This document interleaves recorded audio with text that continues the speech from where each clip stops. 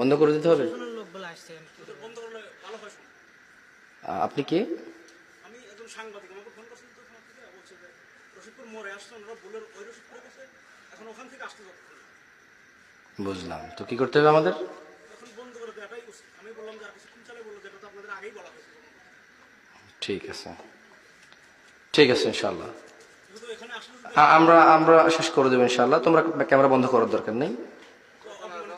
না, আমি বন্ধ করে দিচ্ছি। 2 মিনিট কি কথা বলা যাবে না? ধরেন আমি ভাত খাইতে আছি, হাত তো ধুতে দিবেন। না, এটা আমারও গ্রামে, আমি তো বন্ধ করার আমাকে বলছে। আমরা বলি ইয়া আল্লাহ, তুমি মহান, এই পৃথিবীর কর্তৃত্ব তোমার। যারা উদ্দেশ্যপ্রবণ ভাবে তোমার কাজে বাধা দেয়, তুমি তাদেরকে দেখে নিও। রব, যা আমার আয়ত্তে নেই, তুমি দয়ালু, তুমি আমাকে তা জিজ্ঞেস করবে না, তোমার প্রশংসা। রব, যা আমার আয়ত্তে নেই, যা আমার সাধ্যে নেই, তোমার প্রশংসা, তুমি এত দয়ালু, তা তুমি আমাকে জিজ্ঞেস করবে না। তাই আমি নিজেকে এখনো শান্ত রাখতে পারি।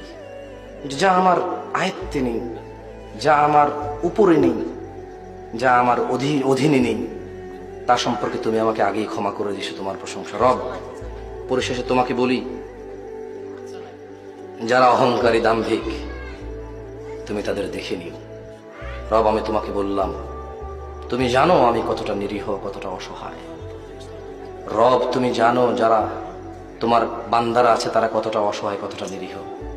রব, তুমি আমাদের জন্য যথেষ্ট হও, আর আমাদের পক্ষ থেকে তুমি তাদের জন্য যথেষ্ট হও।